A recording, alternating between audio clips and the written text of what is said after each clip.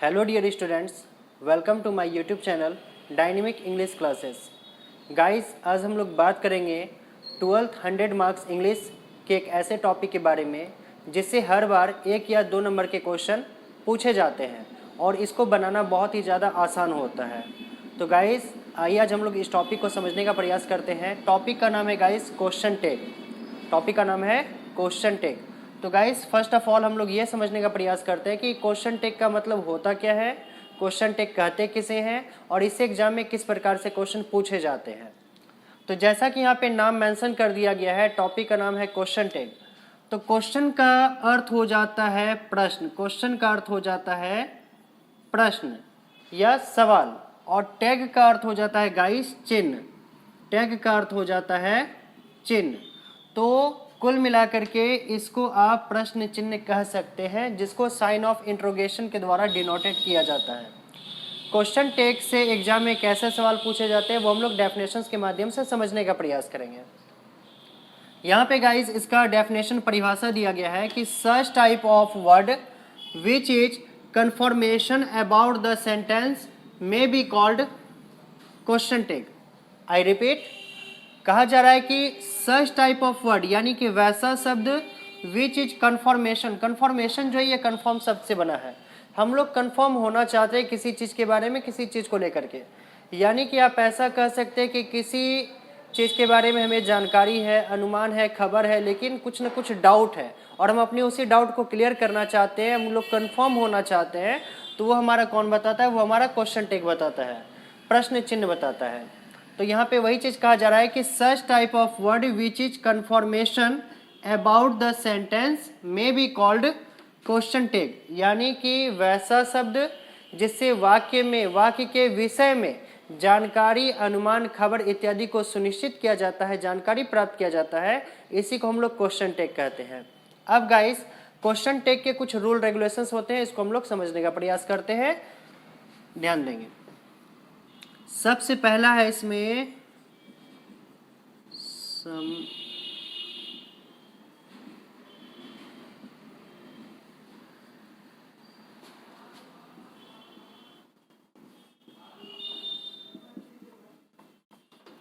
Some important rule for question tag. Question tag के कुछ महत्वपूर्ण नियम। तो गाइस, इसमें कौन कौन से इंपॉर्टेंट रूल है ये हम लोग आइए इस वीडियो के माध्यम से समझने का प्रयास करते हैं। तो गाइस, सबसे पहला rule number 1,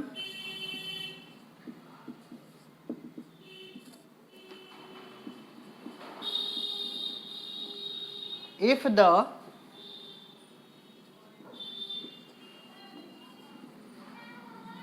main sentence may be affirmative,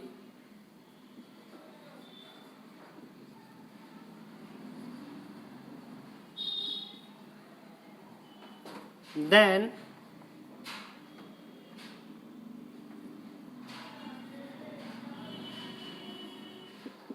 we change into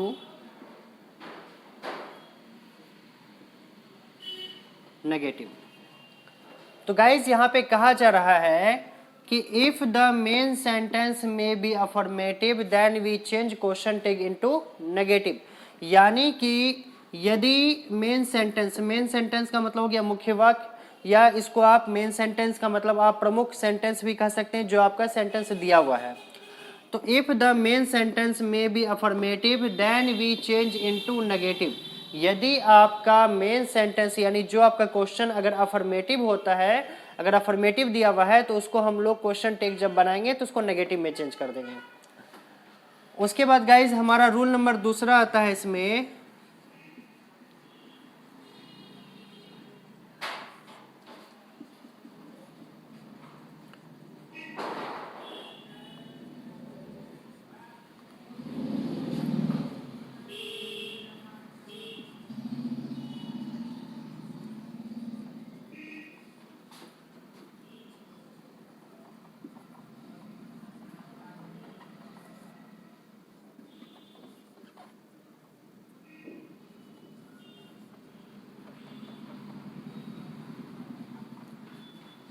तो गाइज रूल नंबर यहाँ पे 2 कहा जा रहा है कि इफ द मेन सेंटेंस में बी नेगेटिव, में बी मतलब कि यहाँ पे ऐसा फिक्स नहीं कि यहाँ पे बोला जा रहा है कि होगा ही, यहाँ पे एक पॉसिबिलिटी को दर्शाया जा रहा है कि यदि अगर आपका जो सेंटेंस है अगर वो नेगेटिव हो तो ऐसे कंडीशन में हम लोग क्वेश्चन टेक को अफर्मेटिव में चेंज कर देंगे, ये इसका कहने का मतलब हुआ। या आप ऐसा भी कह सकते हैं कि सर रूल नंबर 2 जो है वो रूल नंबर 1 का क्या है, वो एंटोनिम्स है, अपोजिट है, उल्टा है। रूल नंबर 1 कह रहा है कि सेंटेंस अगर अफर्मेटिव होगा तो क्वेश्चन टेक को नेगेटिव बना दिया जाता है, और रूल नंबर 2 कह रहा है कि यदि सेंटेंस अगर हमारा नेगेटिव हो तो क्वेश्चन टेक को अफर्मेटिव बना दिया जाता है। यानी कि अगर सेंटेंस में नॉट का चर्चा है तो क्वेश्चन टेक में हम लोग नॉट नहीं लगाएंगे, और अगर सेंटेंस में नॉट का प्रयोग नहीं है तो क्वेश्चन टेक में हम लोग नॉट जोड़ेंगे। वो हम लोग आगे के रूल में पढ़ते हैं। रूल नंबर गाइस आपका तीसरा कहा जा रहा है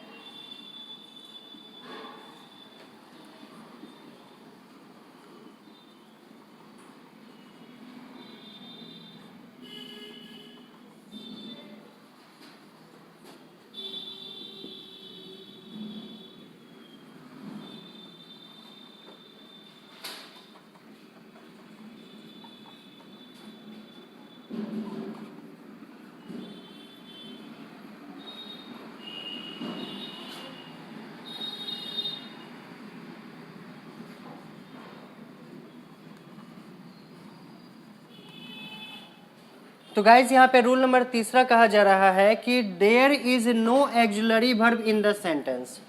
there is no auxiliary verb in the sentence, यानी कि सेंटेंस में अगर एक्जुलरी वर्ब का प्रयोग ना हो। तो गाइज यहाँ पे एक सवाल आ रहा है कि सर यहाँ पे एक्जुलरी वर्ब, ये एक्जुलरी वर्ब होता क्या है? तो किसी भी सेंटेंस को एक्जुलरी वर्ब जो है वो उसको पूरा करता है, उसको सपोर्ट करने का काम करता है। जैसे कि हम कहते हैं कि वह खुश है, वह खुश है, तो यहाँ पे वह का हो जाता है ही और खुश का हो जाता है गाइस हैप्पी। तो ये आपका सेंटेंस अनकम्प्लीट है। कब? जब तक कि इसमें इज का प्रयोग ना हो जाए। तो यही गाइस, इसी को is, am, are, was, were को हम लोग एक्जुलरी वर्ब कहते हैं। तो उसी प्रकार से यहाँ पे कहा जा रहा है कि there is no auxiliary verb in the sentence. यदि वाक्य में एक्जुलरी वर्ब का प्रयोग ना हो then we use do, did, does according to sentence. तो जब सेंटेंस में एक्जुलरी वर्ब का प्रयोग नहीं रहेगा तो हम लोग आवश्यकता अनुसार, यानी कि सेंटेंस की आवश्यकता अनुसार उस सेंटेंस के द्वारा डू, डिड, डज का प्रयोग करेंगे। याद रखिएगा इस बात को कि जब सेंटेंस में एक्जुलरी वर्ब नहीं रहेगा, तो एक चीज हमेशा से याद रखेंगे, जब सेंटेंस में एक्जुलरी वर्ब नहीं रहता है तो वहां पे कौन सा वर्ब रहता है? तो वहां पे मेन वर्ब रहता है गाइस। जब सेंटेंस में एक्जुलरी वर्ब का प्रयोग नहीं होगा तो उसमें कौन सा वर्ब आएगा? तो उसमें मेन वर्ब आएगा। तो मेन वर्ब के अनुसार से डू, डिड और डज का प्रयोग किया जाता है। किसी भी क्रिया का पहला रूप ही हमारा मेन वर्ब कहलाता है। आई रिपीट, मैं फिर से आपको बता देना चाहता हूं कि किसी भी क्रिया का पहला रूप ही हमारा मेन वर्ब कहलाता है। तो जब सेंटेंस में एक्जुलरी वर्ब नहीं रहे, उसमें मेन वर्ब का प्रयोग हो, तो उसके अनुसार डू, डिड, डज का प्रयोग करेंगे। याद रखेंगे इस बात को। उसके बाद रूल नंबर 4 आपका कहा जा रहा है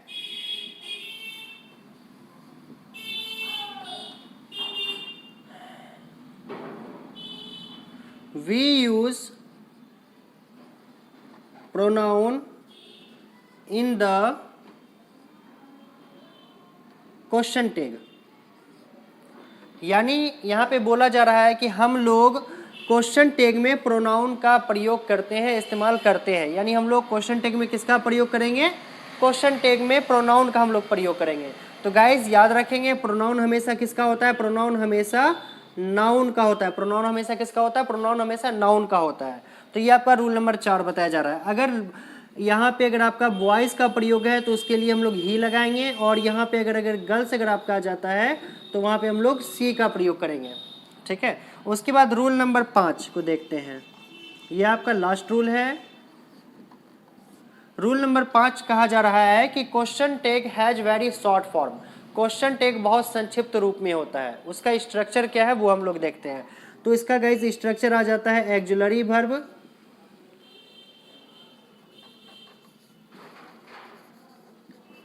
plus not plus pronoun plus question mark. तो गाइस ये आपका हो गया स्ट्रक्चर। इसी को फॉलो करके पूरा सेंटेंस को बनाना है। क्या सबसे पहले हमको लेना है एक्जुलरी वर्ब। कौन सा वर्ब लेना है हमको? एक्जुलरी वर्ब लेना है। उसके बाद हम लोग क्या लगाएंगे? नॉट लगा देंगे। और उसके बाद क्या चाहिए हमें? प्रोनाउन। तो प्रोनाउन किसका होता है? हमेशा प्रोनाउन किसी नाउन का होता है। और लास्ट में जोड़ देंगे इसमें क्वेश्चन मार्क, क्योंकि टॉपिक ही हमारा है क्वेश्चन टैग है, याद रखेंगे। तो गाइज यहाँ पे एक्जुलरी वर्ब और नॉट को जोड़ करके उसका संक्षिप्त रूप को लिया जाता है। याद रखिएगा इस बात को। यहाँ पे एक्जुलरी वर्ब और नॉट को जोड़ करके उसका एक संक्षिप्त रूप का प्रयोग किया जाता है। वो क्या है वो समझने का प्रयास करते हैं। जैसे कि auxiliary verb AUXILIARY auxiliary verb हो गया और उसमें जोड़ देंगे हम लोग नॉट। तो इसके बाद का जो रिजल्ट आएगा वो ये होगा। सबसे पहले हम लोग इज में जोड़ देते हैं नॉट। तो इज नॉट का जो है वो शॉर्ट फॉर्म इजेंट कहलाता है। इज नॉट को इजेंट, एम नॉट को गाइस एमंट भी कहते हैं और आरंट भी कहते हैं। एमंट या आरंट। उसी प्रकार से आर नॉट को आरंट कहा जाता है। लिख सकते हैं was plus not wasn't etcetera, बहुत सारा है। उसी प्रकार से हैज प्लस नॉट हैजंट। तो गाइस यहाँ पे बहुत सारा ये आपका आता है, इसको आप समझने का प्रयास करते हैं। यहाँ पे एक्जुलरी वर्ब में जब हम लोग नॉट का प्रयोग करेंगे तो गाइस इज नॉट को एजेंट कहा जाता है, एम नॉट को आरंट या एमंट भी आप कह सकते हैं, लिख सकते हैं। आर नॉट को aren't, was not wasn't, has not hasn't, have not haven't, can not can't, should not shouldn't. तो गाइज ये आप एक्जुलरी वर्ब में जब भी आप नॉट का प्रयोग करेंगे तो इसका शॉर्ट फॉर्म कुछ इस प्रकार से लिखा जाएगा, जो कि हम क्वेश्चन टैग में प्रयोग करने वाले हैं। अब हम बात करते हैं सवाल के बारे में कि एग्जाम में सवाल किस प्रकार से पूछे जाएंगे और इसका आंसर कैसे करना है। तो सबसे पहले हम लोग रूल नंबर 1 को देखते हैं। रूल नंबर 1 क्या कहा जा रहा है कि इफ द मेन सेंटेंस में be affirmative then we change into negative. यदि सेंटेंस मेरा अफर्मेटिव हो तो क्वेश्चन टैग क्या होगा? नेगेटिव होगा। आइए ध्यान देते हैं। क्वेश्चन टैग में ये पहला आपका सवाल है, कहा जा रहा है कि you are poor, you are poor. ये आपको क्वेश्चन दे दिया गाइस और यहाँ पे बोला जाएगा कि इसको क्वेश्चन टैग में बदलना है यहाँ, या नहीं तो आपको 4 ऑप्शन दे दिया जाएगा और बोला जाएगा कि इसमें कोई एक ऑप्शन जो है वो सही है, उसको चूज करें। तो इसका आंसर क्या है? सबसे पहले याद रखेंगे क्वेश्चन को डिक्टो जो है उतार देना है, सेम टू सेम उतार देना है। You are poor. अब यहाँ पे मारेंगे कॉमा, गलती से भी यहाँ पे फुल स्टॉप का प्रयोग नहीं करना है। यहाँ पे क्या लगाया जाता है? यहाँ पे कॉमा मारा जाता है। तो यू आर पुअर। अब हम इसका स्ट्रक्चर को देखते हैं। इसमें चाहिए एक्जुलरी वर्ब और नॉट। तो इसमें एक्जुलरी वर्ब हमको मिल गया यहाँ पे आर। अब आर में जोड़ते हैं नॉट। तो जैसा कि हमने आपको बताया कि आर नॉट को आरंट कहा जाता है, आर नॉट को आरंट लिखा जाता है। तो यहाँ पे हम लोग आरंट इस प्रकार से लिख देंगे। अब हमको चाहिए गाइस प्रोनाउन। तो प्रोनाउन हमेशा किसी नाउन का होता है। तो यहाँ पे नाउन जो है वो मेरा यू है, तो यू के लिए यू का ही प्रयोग किया जाएगा और लास्ट में जोड़ देंगे question mark. This is answer. ये आपका आंसर हो गया और इससे आपका 1 नंबर फिक्स है कि पूछा जाता है। अगला क्वेश्चन देखने का प्रयास करते हैं। रोहन हैज ए कार, ये आपका क्वेश्चन है। Rohan has a car. तो गाइस ये आपका क्वेश्चन दिया गया है, रोहन हैज ए कार। तो सबसे पहले हम ये कंफर्म हो जाते हैं कि सेंटेंस मेरा अफर्मेटिव है या नेगेटिव है। तो गाइस यहाँ पे नॉट का कहीं कोई चर्चा नहीं है। डैट मीन्स टू से सेंटेंस मेरा क्या है? अफर्मेटिव है। तो क्वेश्चन टैग मेरा नेगेटिव ही बनेगा। तो इसमें हम लोग क्या करेंगे? सबसे पहले क्वेश्चन को सेम टू सेम उतार देंगे। Rohan has a car, Rohan has a car उतार देंगे। अब यहाँ पे मारेंगे कॉमा। उसके बाद अब हमको चाहिए auxiliary verb plus not, auxiliary verb plus not. तो गाइस इसमें हमारा एक्जुलरी वर्ब दिया हुआ है हैज। अब हैज में जोड़ेंगे नॉट। तो हैज में नॉट जोड़ते हैं तो उसको हैजेंट लिखा जाता है। हैज नॉट को हम लोग हैजेंट कहते हैं। तो यहाँ पे आपका आ जाएगा हैजेंट। अब हमको चाहिए प्रोनाउन। प्रोनाउन किसका होता है? किसी नाउन का होता है। तो नाउन है रोहन और रोहन के लिए आ जाएगा ही, और यहाँ पे लास्ट में question mark. This is answer. अब हम लोग समझेंगे गाइज रूल नंबर 2 को। जैसा कि रूल नंबर 1 आपको बता दिया गया है कि अगर सेंटेंस अफर्मेटिव होगा तो क्वेश्चन टैग नेगेटिव बनाएंगे, और रूल नंबर 2 कहा जा रहा है कि यदि सेंटेंस नेगेटिव होगा तो क्वेश्चन टेक को अफर्मेटिव बनाना है। डेट मीन्स टू से अगर सेंटेंस में नॉट का चर्चा पहले से किया गया है, नॉट का प्रयोग पहले से किया गया है, तो हम लोग सेंटेंस में से नॉट को हटा देंगे, यानी यहाँ पे नॉट का प्रयोग नहीं करना है, केवल हमको लेना है एक्जुलरी वर्ब और प्रोनाउन और लास्ट में क्वेश्चन मार्क। तो गाइज आइए क्वेश्चन को देखते हैं और समझने का प्रयास करते हैं।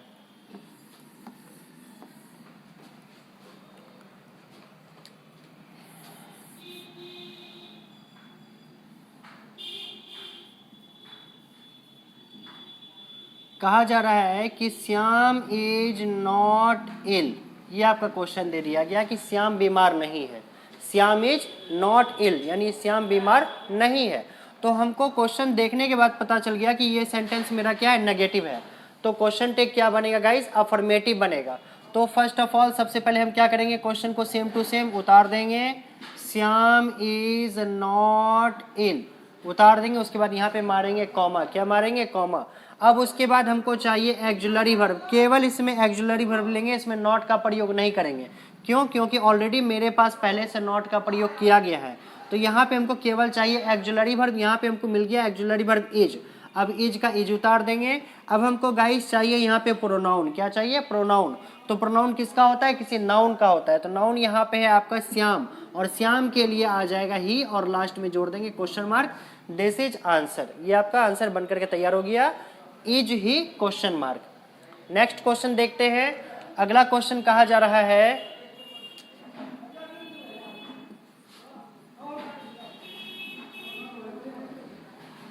रानी was honest. Rani was honest, इसका मतलब है कि रानी ईमानदार थी।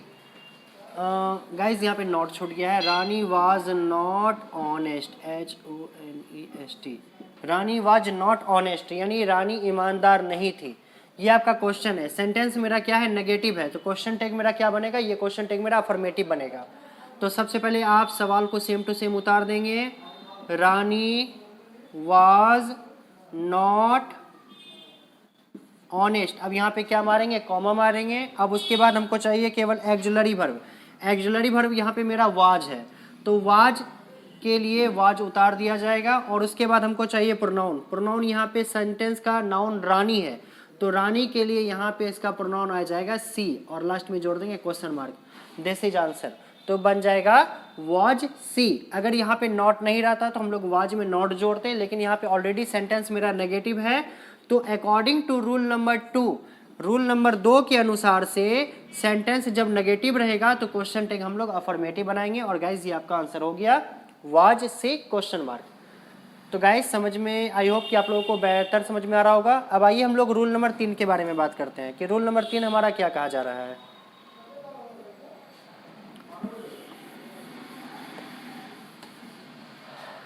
अब गाइज यहाँ पे देखते हैं, रूल नंबर 3 कहा जा रहा है कि there is no auxiliary verb in the sentence, there is no auxiliary verb in the sentence, then we use do did does according to sentence. इसका मतलब हुआ कि यदि सेंटेंस में एक्जुलरी वर्ब का प्रयोग ना हो, यदि सेंटेंस में एक्जुलरी वर्ब का प्रयोग ना हो तो उसमें आवश्यकता अनुसार डू डिड और डज का प्रयोग किया जाता है। फिर से हम समझाना चाहेंगे आपको कि there is no auxiliary verb, यदि सेंटेंस में is, am, are, was, were, has, have, had, do did does, shall, will, can, could, shall, should, will, would, may, must, might, need to, use to, ought to, अगर इसका प्रयोग नहीं रहे तो हम लोग सेंटेंस में आवश्यकता अनुसार डू डिड और डज का प्रयोग करते हैं। तो आइए गाइस समझते हैं कि यदि सेंटेंस में एक्जुलरी वर्ब नहीं रहेगा तो कौन सा वर्ब रहेगा। तो हमने आपको पहले ही बता दिया था कि यदि सेंटेंस में एक्जुलरी वर्ब का प्रयोग ना हो तो उसमें कौन सा वर्ब का प्रयोग होता है, उसमें मेन वर्ब का प्रयोग किया जाता है। जैसे दिया हुआ रहेगा,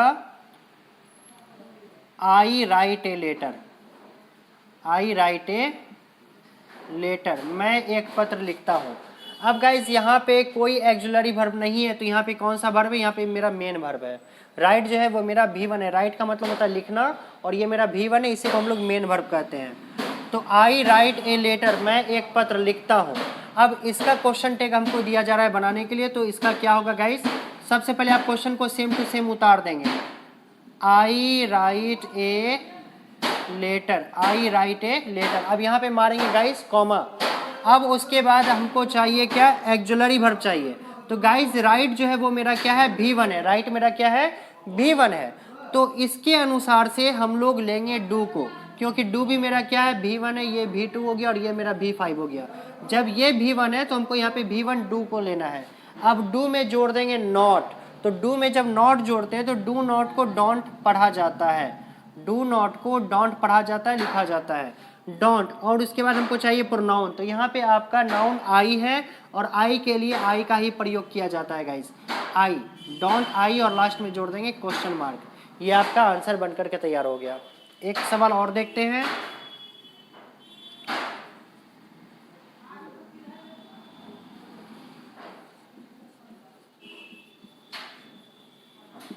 नेक्स्ट क्वेश्चन है guys, Ravi went to Patna, Ravi went to Patna, Ravi Patna गया था। अब यहाँ पे हमको पता चल गया कि इसमें मेरा V2 का प्रयोग किया गया, यानी गो का वर्ब टू वेंट होता है, गो का वर्ब टू वेंट होता है। तो गाइज इसमें कोई एक्जुलरी वर्ब नहीं है, तो इसमें कौन सा वर्ब है, यहाँ पे मेन वर्ब है और मेन वर्ब का सेकंड फॉर्म है यानी V2 है। तो जब ये मेरा V2 है तो डू का V2 हम लोग क्या लेंगे, डिड लेंगे, क्या लेंगे, डिड लेंगे। सबसे पहले हम सवाल को उतार देते हैं, रवि वेंट टू पटना, अब यहाँ पे मारेंगे कॉमा। अब उसके बाद इसमें के अनुसार से हम लोग लेंगे V2 यानी डू का V2 डिड। अब डिड में जोड़ेंगे नॉट, तो जब डिड में नॉट जोड़ेंगे तो डिड नॉट को डिडंट लिखा जाता है, डिडंट। और हमको चाहिए प्रोनाउन, तो रवि के लिए प्रोनाउन क्या हो जाएगा, ही, और लास्ट में जोड़ देंगे क्वेश्चन मार्क। तो गाइज ये आपका आंसर बनकर के तैयार हो गया, Ravi went to Patna, didn't he.